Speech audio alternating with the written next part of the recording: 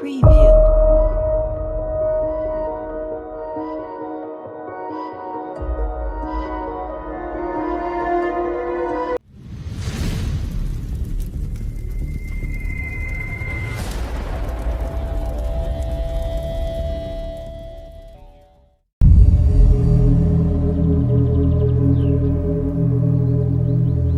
And that's where it did its up, down, left, right. It was moving left, right.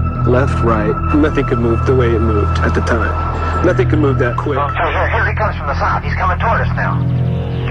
Now we're observing what appears to be a beam coming down to the ground. This is unreal.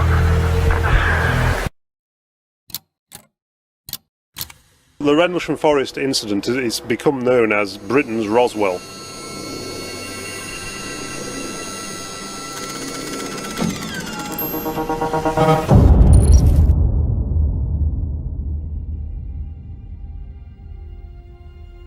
And the movement was very geometric. It was not a normal movement.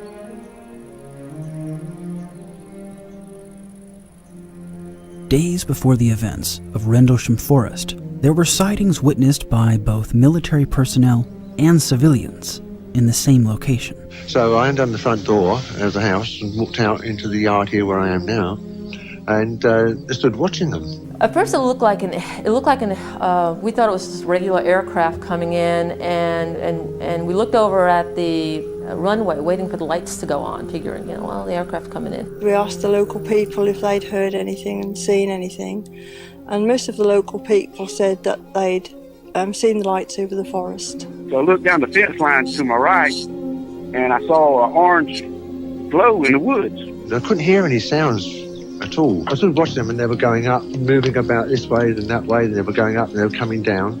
And I sort of watched them for 3/4 of an hour. It was a big light, and it just stopped. And this guy and I were looking, we noticed that the runway lights aren't on. We see this light. And then all of a sudden it just stops in midair, and then all of a sudden it just moves up, down, left, right, and then it breaks into like 3 pieces and speeds across the runway.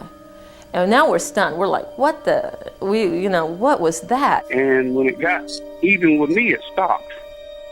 There was a lot of activity on the base. I could hear vehicles running around. I could see the flashing lights of vehicles moving about.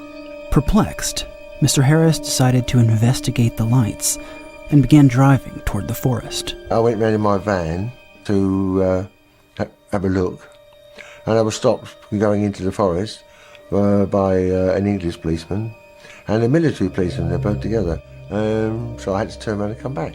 And it was like an Etch-a-Sketch board. It's like if you were to take something and move it up and move it. The movements were very definitive. Still.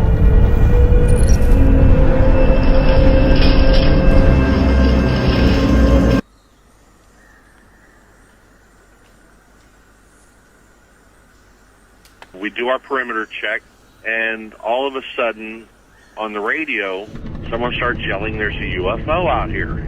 Around 3 a.m., Sergeant Jim Peniston was notified of a possible downed aircraft in the forest, and that Airman First Class Ed Kabansag was on his way to collect him.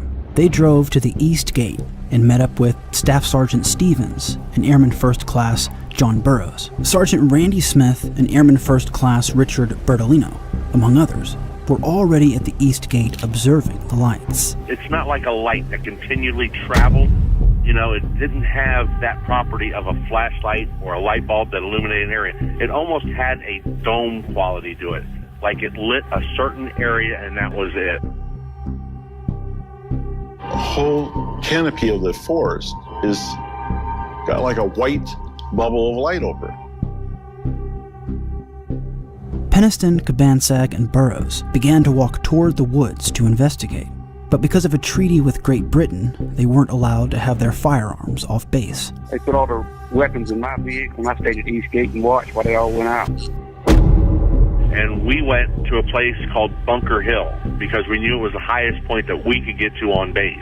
I thought this was a prank. I thought, okay, 3-4 days on with my flight, there's a big, huge mud puddle out here, and they're going to throw me in the mud. I've had at least 30 or 40 crashes that I have been to, and at that point in time, and that's definitely what I thought it was. We had a great triangulation, being on the hill, to them in the woods, to the object, to security control.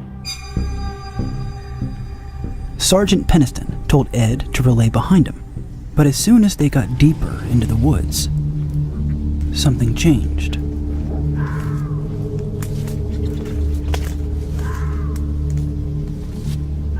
We started walking out into the forest.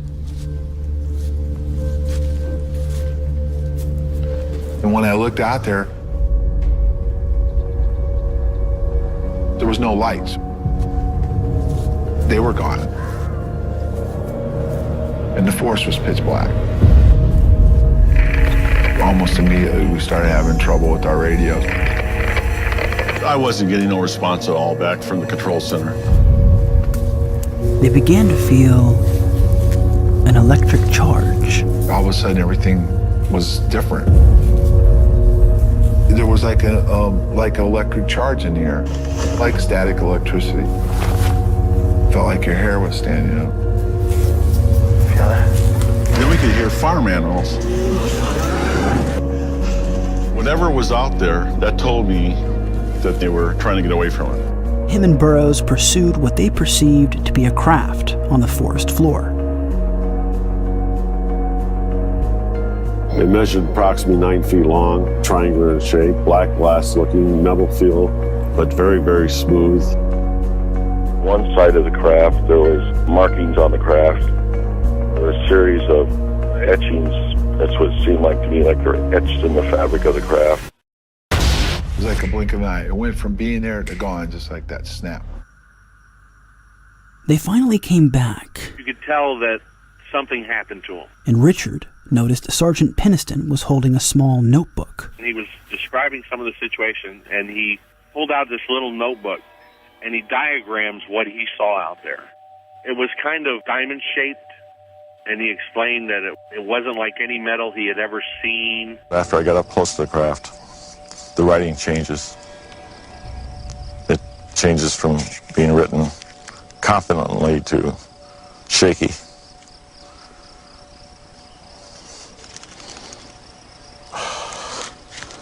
Gotta stop there, Joe. Sorry.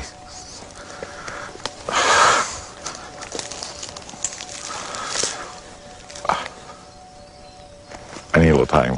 Okay. Wow.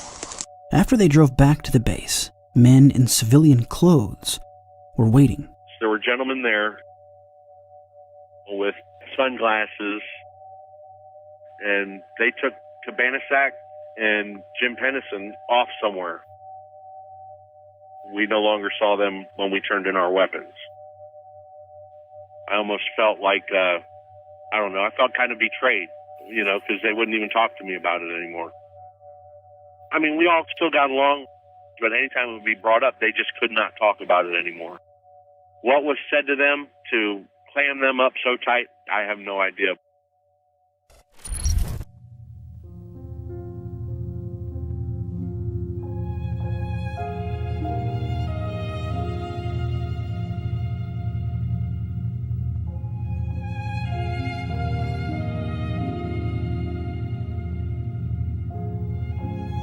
And I just remember sitting there and all of a sudden seeing this light up in the sky. Airman Lori Bowen had no knowledge of what happened the night before, and for the first time was stationed at the East Gate for a midnight shift. And around 1 a.m., she saw something. And it was a multicolored, reds, yellows. It was kind of turning, and it was slowly descending into the Queen's Forest, into Rendlesham's Forest. Just before Lori's sighting, on the same night, Sergeant Rick Bobo, who served in the WSA guard tower, also saw something. There was a light up in the sky, and started watching it, and it was kind of green, blue, red, and then it just hung there. It had other lights came down and went down off of it, and it went to the ground. That did. The object didn't that I saw, but something came out of it and went to the ground. They both heard commotion over their radio frequency, listening to high-level officials speaking quickly in the woods. I just remember holy cow, there's this thing up in the sky landing. And next thing I know, Trematosi's down at my gate. And I called it in. Apparently it hadn't been the first time that had been happening around there. In time, somebody came up into my tower, and I wasn't allowed to have anybody up there, but I was told this person, I don't know who they were, didn't get a name, didn't see a rank insignia, they didn't speak. They watched for probably a half hour maybe, and then they left.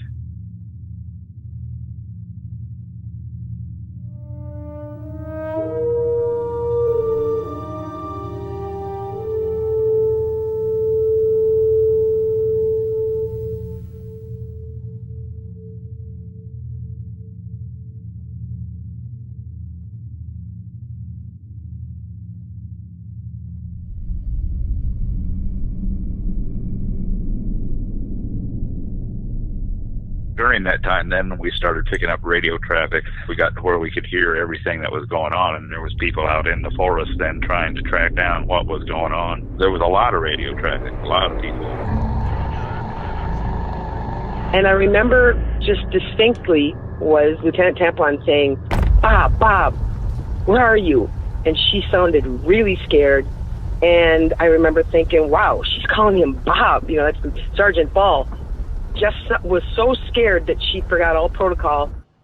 I'd been up in that tower a lot. There was no light there. There was nothing there, ever. Suddenly there is.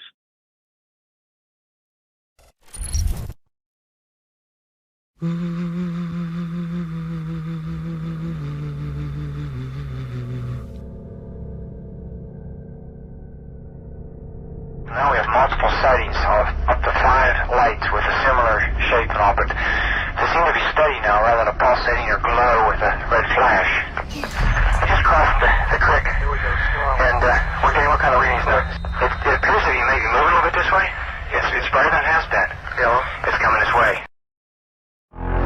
It is definitely coming this way. The object came into the forest, moved through the trees, obviously under intelligent control because it could have bobbed up and down and went through the trees. We tried to get closer to it. We moved up toward it, watched for a couple minutes at the edge of the forest, and it silently exploded into 5 white objects and disappeared. But right before this happened, a small team was already in Rendlesham Forest. Other than supplying their ranks, they have all remained anonymous. We were about halfway into the shift, I guess, when we noticed some lights in the sky that didn't seem to follow any pattern of any aircraft that we'd seen. I found what appeared to be 3 depressions in the ground, 3 depressions in a triangular pattern, 12 foot equidistant from each other, measured from center to center. I took the pictures, and we thought we had some evidence, but when the pictures came back, they were all whited out. There was nothing on the film itself or on the negatives. We watched them for a while and it disappeared, and the next thing that we saw was the lights in a forest. And we could see into the clearing and see a set of lights that seemed to be alternating through different color ranges. Right now, I do believe that UFOs exist. Up until that point, I'd been skeptical. Now I believe there may have been someone else there. Things seem to be clamped down quite suddenly, and nobody was talking to anybody else about it. And when I tried to find or ask specific questions, nobody knew anything. And we decided to go a little bit closer to see what we could find out. And when we got closer, began to feel the hair on your arms and the back of your neck and your head, under your head even stand on end. It's like there was a real big static charge in the air. The anonymous sergeant was asked if he believed, as the skeptical consensus claims, that what he actually saw was just the Orfordness Lighthouse, which is 6 miles east of the base. I've never once seen a lighthouse that moved. And this object moved because we followed it. Under no way could that be the Orford Lighthouse. A lighthouse doesn't move through the forest. The lighthouse doesn't go up and down, it doesn't explode, doesn't change shape, size. About that time, we decided that we better get the heck out of there because we were getting a little too scared to to stick around, and we saw some other people coming up from one of the access roads. Those people were Lieutenant Colonel Halt, Lieutenant England, Sergeant Bestenza, Sergeant Nevels, and Master Sergeant Ball. The following recording is real and documents their pursuit. 148, we're hearing very strange sounds out of the farmer's barnyard animals. They're very, very active, making an awful lot of noise. With your feet in the air and your head on the ground. See it too. What is it? We don't know, sir. So can I get some? Yeah, it's a strange, small red light. Try this trick. A few pieces of it are shooting off. There is no doubt about it. This is weird. Where is my mind? One light to the left. Keep the flashlights on. Where is my mind? Here he comes from the south. He's coming toward us. Oh, sir. Don't have to check over an eye looking at you. Winking field. Now we have multiple sightings of up to 5 lights with a similar shape and orbit. We're observing what appears to be a beam coming down to the ground. That's unreal. That's 330 and the objects are still in the sky, although the one to the south looks like it's losing a little bit of altitude. We're turning around and heading back toward the base. I was looking up the Bright 2 radar. This thing was traveling so fast that instead of getting individual blips, we were getting a straight line. I could no longer see it visually. And then it appeared. With your feet in the air and your head on the ground. And it was right next to the window, slowing down. Try this trick and spin, yeah. It was huge. And when we got closer, we began to feel the hair on your arms and the back of your neck, your head even stand on end. The object to the south is still beaming down lights to the ground. 400 hours, one object still hovering over Woodbridge Base at about 5 to 10 degrees off the horizon. Still moving erratic and similar lights and beaming down to the area. One of the light beams that came down actually penetrated through one of the bunkers. It actually burned a hole through the bunker.